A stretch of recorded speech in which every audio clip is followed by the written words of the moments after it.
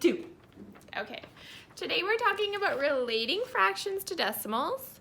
Okay, this is the worksheet that I'm going to go through with you, and then you'll do the rest on your own.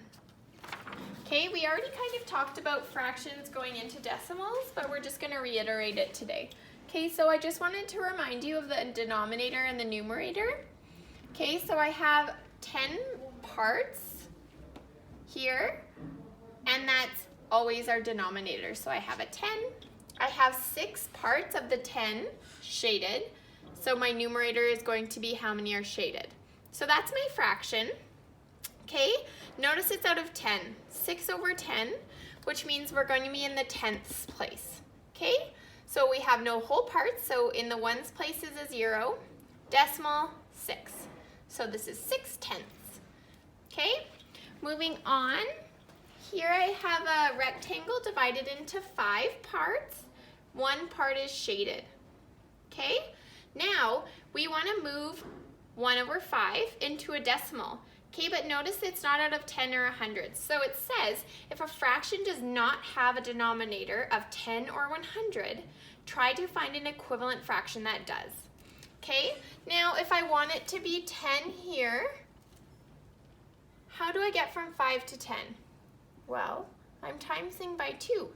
What I do to the bottom, I must always do to the top. So 1 times 2 is 2. Now I have 2 over 10, which is a fraction with 10. So now I know that my tenths are here. I have no holes in the 1 place, my decimal, and I have 2 tenths. Okay, so this is the next worksheet. It's fractions, decimals, and percents. Okay, we don't actually talk about percents in grade 5, but if you want to try it, you definitely can. And if you have questions about percents, you can definitely ask us. But they want you to look at the shape.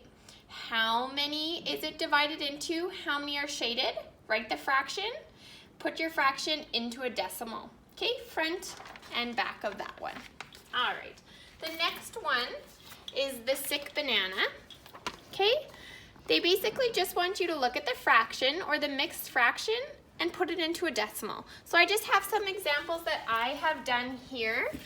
Okay, so I have 4 over 10, so it's going to be in the tenths place.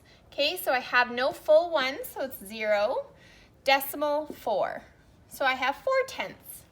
Okay, 70 over 100, I'm in the hundredths place value here, so my last number is going to go in the hundredths.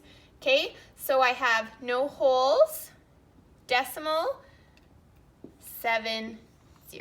So I have 70 hundredths. Okay, I have 804 over 1,000, so now we're into the thousands place. Okay, I have no holes, decimal, 804 thousandths. This one is a mixed fraction. Okay, so I have 6 holes, so that's going to give me the 6 before the decimal place. So I have a 6, and then I have 1 over 100.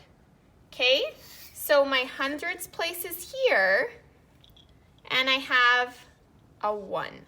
Okay, so I have 6 and 100ths. All right, good luck.